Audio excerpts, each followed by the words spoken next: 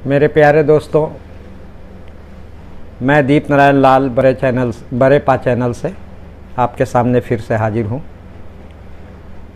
आज मैं चर्चा करूँगा इधर व्हाट्सएप ग्रुप पे कुछ तैरते रहते हैं। उसमें एक चीज़ हमारे मोबाइल में आया है, वो ये है। वैसे आप थोड़ा देख सकते हैं और नहीं तो फिर मोबाइल में भी आपके पूरा जिक्र होगा। संकट में देश, लग सकता है वित्तीय आपातकाल। फिर से हेडिंग को सुन लीजिए। संकट में देश, लग सकता है वित्तीय आपातकाल। ये व्हाट्सएप पे तैर रहा है। ये न्यूज़ एक पेपर का कटिंग है और उसमें ये बात कही गई है। मित्रों, पहले मैं आपसे साफ साफ कह दूं कि इसमें किस पेपर में है इसकी जिक्र नहीं की गई है। क्या है नहीं है इसकी भी कोई जिक्र नहीं है, लेकिन एक पेपर का कटिंग है जो आपके स्क्रीन पे ये पूरा पेपर का कटिंग जा रहा है। आप उसको थॉरो अध्ययन कीजिएगा, उसको पढ़िएगा तो समझ में आपको आ जानी चाहिए कि ये फॉल्स है या सत्य है। कभी कभी होता है ऐसा कि फॉल्स न्यूज़ भी व्हाट्सएप में आते हैं, जिसको तौलना पड़ता है और तौल करके ही आपसे कुछ कहने की आवश्यकता है। इसलिए मैं इतना ही देखा है और इस पे ही हम चर्चा करेंगे।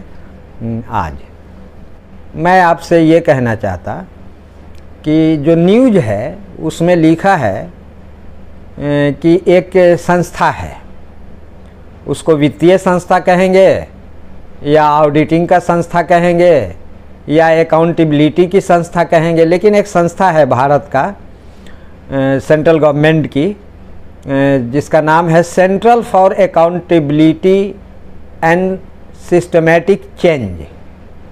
इस संस्था ने सुप्रीम कोर्ट में एक याचिका दायर की है, जो पढ़ेंगे तो पता चल जाएगा। याचिका दायर की है जिसमें बताया गया है कि कोरोना वायरस के फैलने के वजह से, कोरोना कोविड-19 को आने के वजह से देश की आर्थिक स्थिति बहुत ही खराब हो गई है। इसलिए देश में वित्तीय आपातकाल लगाने की मंजूरी दी जाए।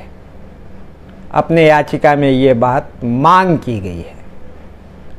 वित्तीय आपातकाल अर्थात इकोनॉमिकल इमरजेंसी खतरनाक बात है मित्रों। आप पढ़ें उसको ठीक से, आपके सामने है।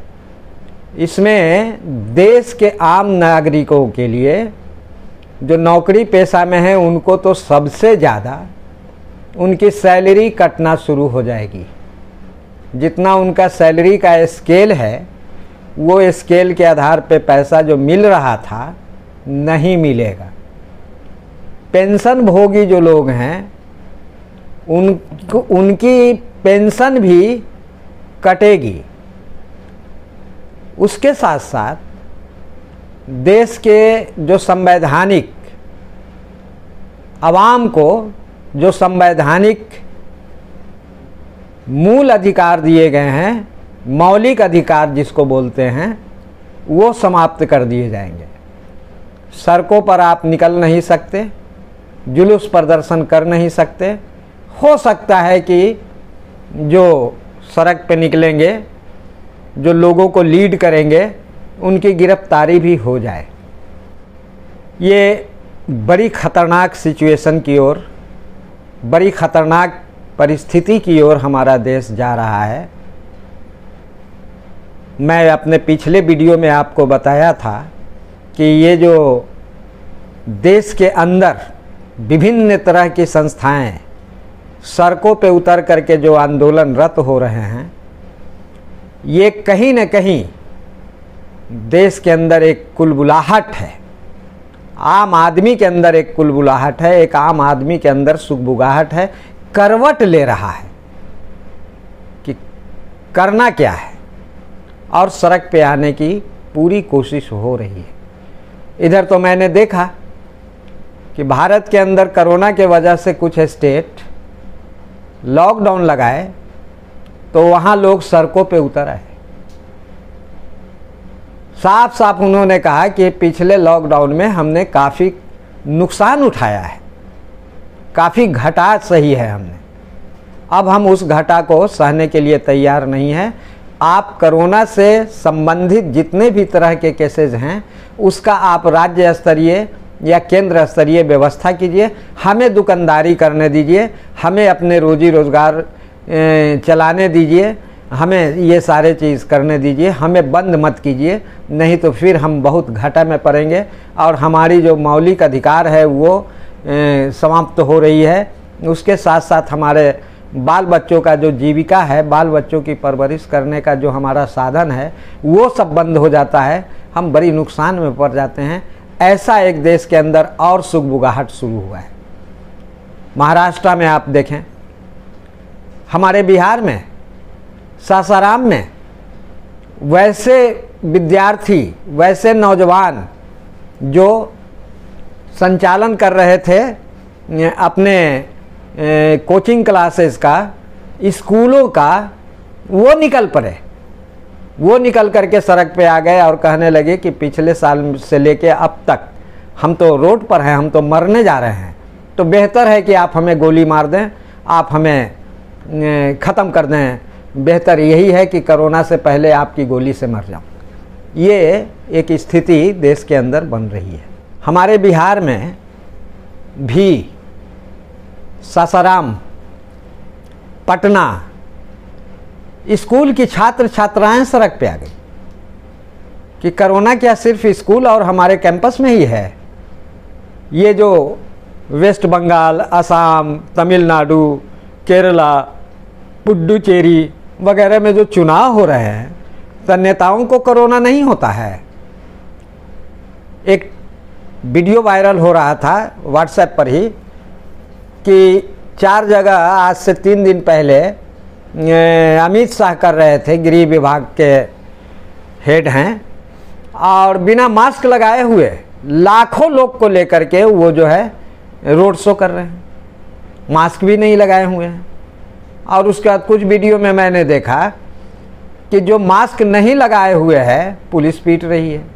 तो भाई पिटने वाली पुलिस वहाँ क्यों नहीं जा रही है? और फिर ये जो वित्तीय आपातकाल की बात है, इकोनॉमिकल इमरजेंसी की बात है, तो ये कोरोना के वजह से हुआ है क्या? कोविड-19 के वजह से हुआ है देश का वित्तीय स्थिति खराब क्या? नहीं मित्रों, देश की वित्तीय स्थिति तो कांग्रेस के ज़माने से खराब होती चली आई है। ये मोदी सरकार के ज़माने में और काफ़ी खराब हो गई है। अब तो यहाँ प्रोडक्शन ठप हो चुका है। प्रोडक्शन ठप होने के चलते लोगों के हाथ में पैसा नहीं है, चूँकि काम खत्म हो गया, बहुत सारी नौकरियां चली गई, विदेशों का कर्जा इनके ऊपर इतना हो गया है कि ये कर्जा देने में सूद अब नहीं चुका पा रहे हैं।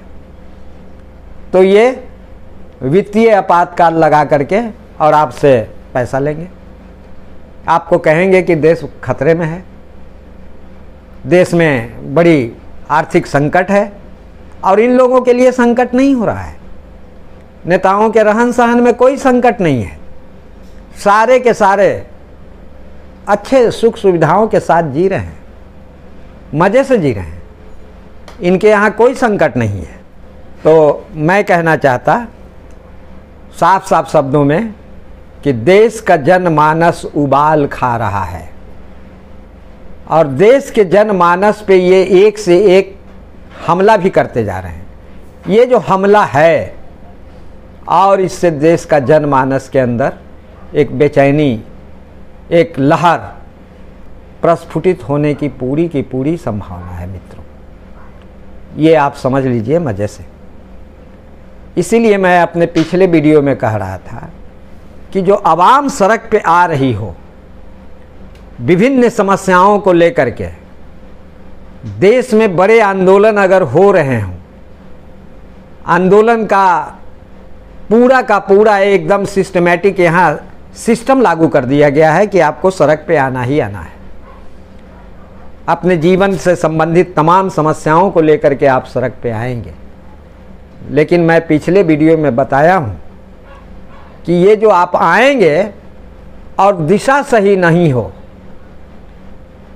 आपका लाइन और लेंथ सही नहीं हो, अगर सच्ची कोई दिशा देने वाला नेतृत्व अगर नहीं हो, तो हमारे मुल्क में बहुत सारे आंदोलन हुए हैं मित्रों, बहुत सारी जानें गंवाई गई है, बहुत सारी कुर्बानियां हुई है।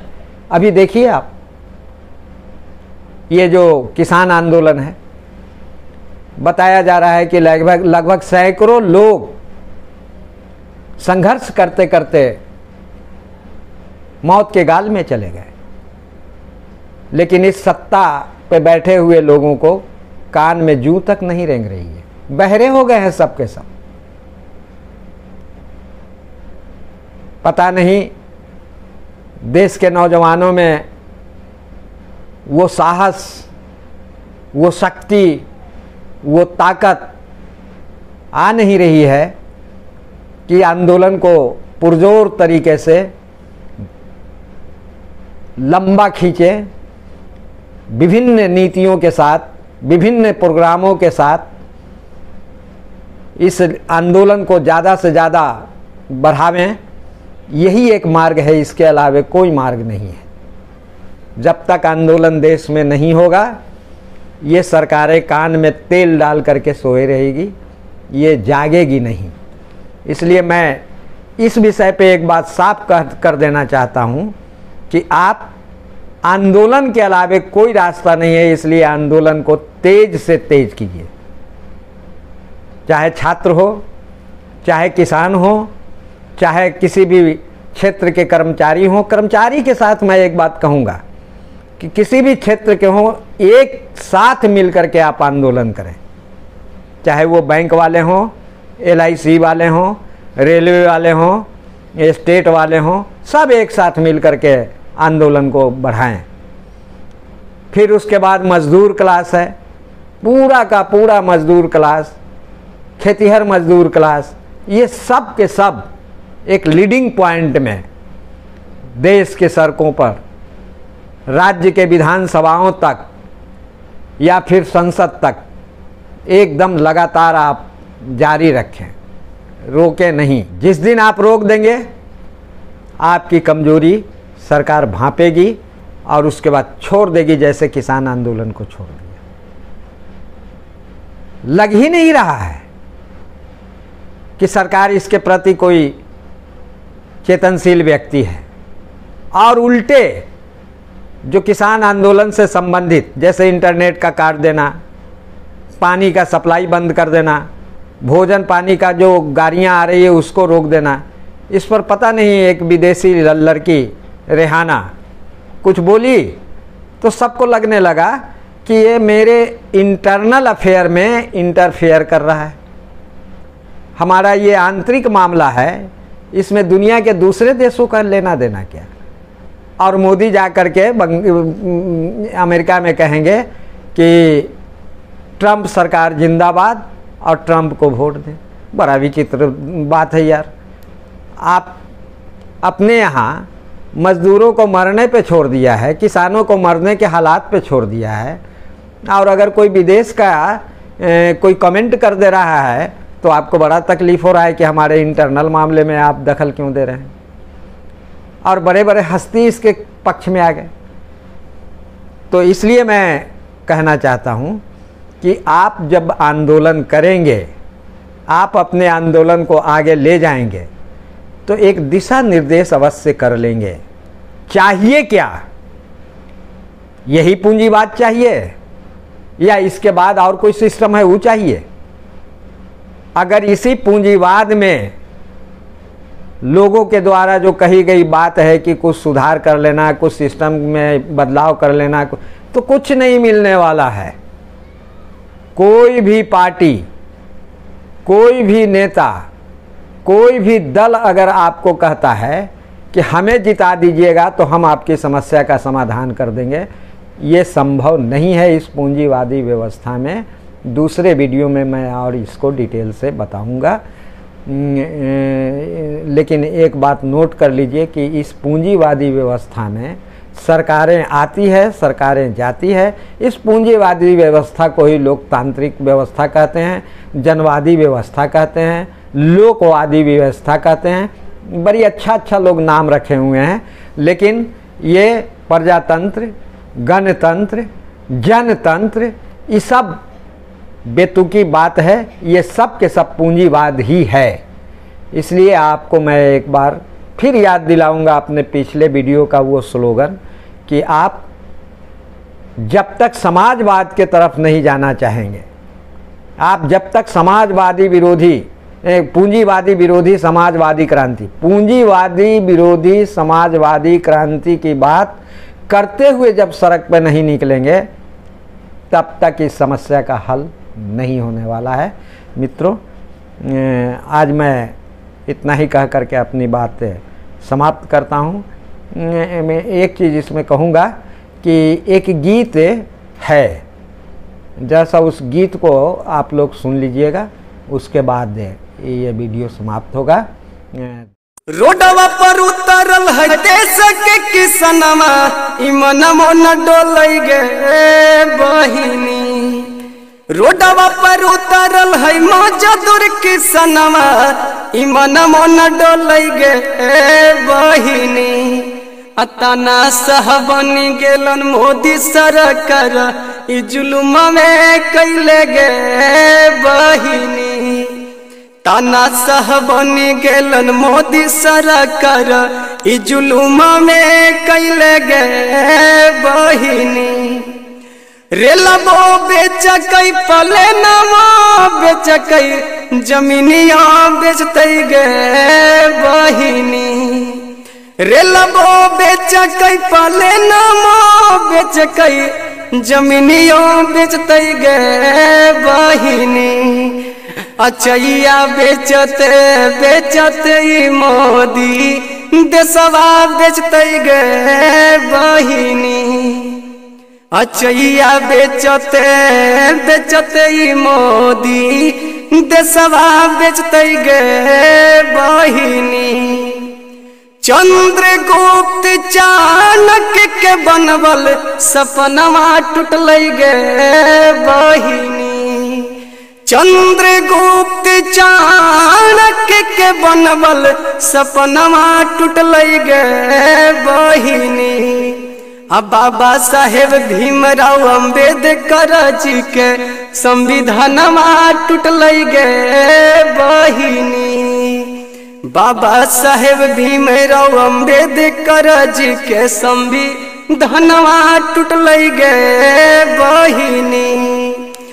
देश के जवानवा के बलिदानमा पर झूठो असुआ बहल कई गे बहिनी। देश के जवानवा के बलिदानमा पर झूठो असुआ बहल कई गे बहिनी। हिंदू मुसलमान में भेदभाव करके सत्ता में अल गे बहिनी। हिंदू मुसलमान में भेदभाव करके सत्ता में अल गे बहिनी। जय हिंद, जय भारत। धन्यवाद, नमस्कार।